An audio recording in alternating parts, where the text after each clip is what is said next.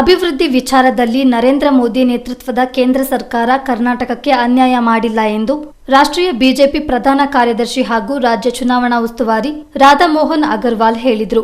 ಮಡಿಕೇರಿಯ ಜಿಲ್ಲಾ ಬಿಜೆಪಿ ಕಚೇರಿಯಲ್ಲಿ ಹಮ್ಮಿಕೊಂಡಿದ್ದ ಪದಾಧಿಕಾರಿಗಳ ಸಭೆಗೂ ಮುನ್ನ ಸುದ್ದಿಗೋಷ್ಠಿಯಲ್ಲಿ ಮಾತನಾಡಿದ ಅವರು, ತೆರಿಗೆ ಪಾಲು ನೀಡುವ ಹಾಗೂ ಅಭಿವೃದ್ಧಿ ವಿಚಾರದಲ್ಲಿ ಕರ್ನಾಟಕಕ್ಕೆ ಯಾವ ರೀತಿಯಲ್ಲೂ ಕೇಂದ್ರ ಸರ್ಕಾರದಿಂದ ಅನ್ಯಾಯವಾಗಿಲ್ಲ. ಯುಪಿಎ ಸರ್ಕಾರವಿದ್ದ 10 ವರ್ಷಗಳಿಗೆ ಹೋಲಿಸಿದರೆ 3 ಪಟ್ಟು ಹೆಚ್ಚು ಅನುದಾನವನ್ನು ಕರ್ನಾಟಕಕ್ಕೆ ಮೋದಿ ನೇತೃತ್ವದ ಕೇಂದ್ರ ಸರ್ಕಾರ ನೀಡಿದೆ ಎಂದು ಹೇಳಿದರು. ಈ ಹಿಂದಿನ ಬಿಜೆಪಿ ಶಾಸಕರ ಅವಧಿಯಲ್ಲಿ ಕೊಡಗು ಜಿಲ್ಲೆಯಲ್ಲಿ ಮಹತ್ತರ ಅಭಿವೃದ್ಧಿ ಕಾರ್ಯಗಳು ನಡೆದಿವೆ. ವಿಶ್ವವಿದ್ಯಾನಿಲಯ, ಮೆಡಿಕಲ್ ಕಾಲೇಜು, ಇಂಜಿನಿಯರಿಂಗ್ ಕಾಲೇಜು ನಿರ್ಮಾಣ, ಜಲ್ ಜೀವನ್ ಮಿಷನ್ ಮೂಲಕ ನಲ್ಲಿ ನೀರು ಸಂಪರ್ಕ ಒದಗಿಸಲಾಗಿದೆ. ಕೊಡಗಿನ ಕಾರ್ಯಕರ್ತರಲ್ಲಿ ಉತ್ಸಾಹವಿದೆ. ರಾಷ್ಟ್ರೀಯವಾದದಡಿ ಮತದಾನ ನಡೆಯುತ್ತದೆ ಎಂಬ ವಿಶ್ವಾಸವಿದೆ ಎಂದರು. ಬರ ಪರಿಹಾರ ವಿಚಾರದಲ್ಲಿ ಕೇಂದ್ರದ ವಿರುದ್ಧ ರಾಜ್ಯ ಸರ್ಕಾರ ಸಲ್ಲಿಸಿರುವ ರಿಟ್ ಅರ್ಜಿ ಹಾಸ್ಯಾಸ್ಪದ ಎಂದು ಟೀಕಿಸಿದ ಅಗರ್ವಾಲ್, ತಲಾ ವಿತ್ತೀಯ ವಿಕೇಂದ್ರೀಕರಣದ ಆಧಾರದಲ್ಲಿ 2004ರಿಂದ 14ರ ಯುಪಿಎ ಸರ್ಕಾರಕ್ಕಿಂತ 3ರಿಂದ 4 ಪಟ್ಟು ಹೆಚ್ಚು ಹಣವನ್ನು ಕರ್ನಾಟಕಕ್ಕೆ ಕಳೆದ 10 ವರ್ಷದ ನರೇಂದ್ರ ಮೋದಿ ನೇತೃತ್ವದ ಸರ್ಕಾರ ನೀಡಿದೆ ಎಂದು ಹೇಳಿದರು. ಮೈಸೂರು ರಾಜಮನೆತನ ಸಾಕಷ್ಟು ಅಭಿವೃದ್ಧಿ, ಜನಪರ ಕೆಲಸಗಳಿಂದ ಮನೆ ಮಾತಾಗಿದೆ. ಈ ನಿಟ್ಟಿನಲ್ಲಿ ಯದುವೀರ್ ಒಡೆಯರಿಗೆ ಟಿಕೆಟ್ ನೀಡಲಾಗಿದೆ. ಅವರು ರಾಜಗೌರವ ವಿಸರ್ಜಿಸಿ ಸಾಮಾನ್ಯ ಜನರೊಂದಿಗೆ ಬೆರೆತು ಮತ ಕೇಳ್ತಾರೆ. ಜಾತಿಯ ಆಧಾರದಲ್ಲಿ ಜನತೆ ಮತದಾನ ಮಾಡೋದಿಲ್ಲ. ಬಹುಮತದಿಂದ ಯದುವೀರ್ ಗೆಲುವು ಸಾಧಿಸಲಿದ್ದಾರೆ ಎಂದು ವಿಶ್ವಾಸ ವ್ಯಕ್ತಪಡಿಸಿದರು. हमारी सरकारों ने कुर्ग के क्षेत्र में जो ऐतिहासिक विकास काम किया है, हमने यहाँ एक विश्वविद्यालय दिया है. हमारे सरकार के कार्यकाल में यहाँ एक मेडिकल कॉलेज आया है. हमने यहाँ एक इंजीनियरिंग कॉलेज दिया है. हमने मैसूर को इस क्षेत्र से जोड़ने के लिए और इस क्षेत्र को मैंगलोर से जोड़ने के लिए सारी अवस्थापना सुविधाएं दी हैं. पहाड़ी क्षेत्र होने के बावजूद जल जीवन मिशन के माध्यम से हमने बहुत बड़ी मात्रा में लोगों के घरों में पीने का पानी पहुंचाया है पाइपलाइन से. कार्यकर्ताओं में और नागरिकों में,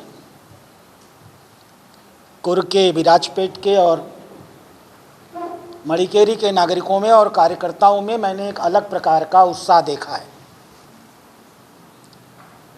हमारे कुर्ग के कार्यकर्ता और नागरिक पहले से भी सिर्फ और सिर्फ राष्ट्रवाद के नाम पर मतदान करते रहे हैं और भावना से अलग हट करके जो विकास की ज़रूरतें हैं हमने उनको ऐतिहासिक रूप से पूरा किया है. और सोने में सुहागा यह हुआ है कि आज इन नागरिकों के बीच में हम एक ऐसा प्रत्याशी लेकर के आए हैं जिसके पूरे परिवार ने मैसूर, बेंगलुरु और कर्नाटक के विकास में ऐतिहासिक भूमिका का निर्वहन किया है. पूरी एशिया में सबसे पहले विद्युतीकरण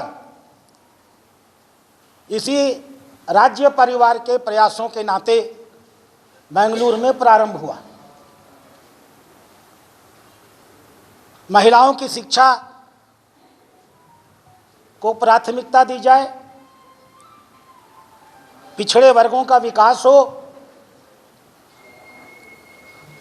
प्राथमिक शिक्षा में जाति से हट करके समस्त जातियों का समावेश हो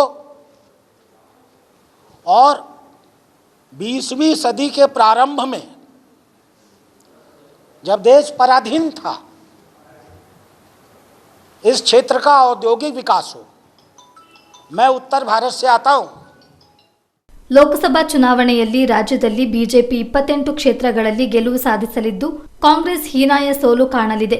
ರಾಹುಲ್ ಗಾಂಧಿ ಒತ್ತಡದಿಂದ ತಮಿಳುನಾಡಿಗೆ ನೀರು ಬಿಡುಗಡೆ ಮಾಡಿ ಇದೀಗ ಬೆಂಗಳೂರಿನಲ್ಲಿ ನೀರಿಲ್ಲದ ಪರಿಸ್ಥಿತಿ ಉಂಟಾಗಿದೆ ಎಂದು ಅಗರ್ವಾಲ್ ಆರೋಪಿಸಿದರು. ಪ್ರತಾಪ್ ಸಿಂಹ ಕಳೆದ 10 ವರ್ಷ ಸಂಸದರಾಗಿದ್ದ ಸಂದರ್ಭ ಕ್ಷೇತ್ರಕ್ಕಾಗಿ ಸಾಕಷ್ಟು ಕೆಲಸ ಮಾಡಿದ್ದಾರೆ. ಅವರು ನಮ್ಮ ಪಕ್ಷದ ಅವಿಭಾಜ್ಯ ಅಂಗ. ಅವರಿಗೆ ಉದ್ದೇಶಪೂರ್ವಕವಾಗಿ ಟಿಕೆಟ್ ತಪ್ಪಿಸಿಲ್ಲ. ಇದು ಸರಿ ತಪ್ಪು ಲೆಕ್ಕ ಹಾಕುವ ಸಮಯವೂ ಅಲ್ಲ. ಪಕ್ಷದ ಆಂತರಿಕ ವ್ಯವಸ್ಥೆಯಡಿ ಅಭ್ಯರ್ಥಿಯನ್ನು ಬದಲು ಮಾಡಬೇಕಾಯಿತು. ಪ್ರಧಾನಿ ಮೋದಿಗೆ ಪ್ರತಾಪ್ ಸಿಂಹ ಹತ್ತಿರವಿದ್ದಾರೆ. ಮುಂದಿನ ದಿನಗಳಲ್ಲಿ ಉತ್ತಮ ಸ್ಥಾನಮಾನ ದೊರಕಲಿದೆ. ಪಕ್ಷ ಬಲಿಷ್ಠಗೊಳಿಸಲು ಅವರ ಸಹಕಾರವೂ ಅಗತ್ಯ ಎಂದು ರಾಧಾಮೋಹನ್ ಅಗರ್ವಾಲ್ ಹೇಳಿದರು. कर्नाटक में सिर्फ सर्वाधिक मतों से जीतेंगे ऐसा नहीं है। देश के कुछ उन चुनिंदा प्रत्याशियों में होंगे, प्रथम 5 प्रत्याशियों में होंगे मैसूर और कोगाड़ू, उनको सर्वाधिक मतों से जिता करके लोकसभा में भेजने वाला है। इसलिए मैंने यह पत्रकार वार्ता की।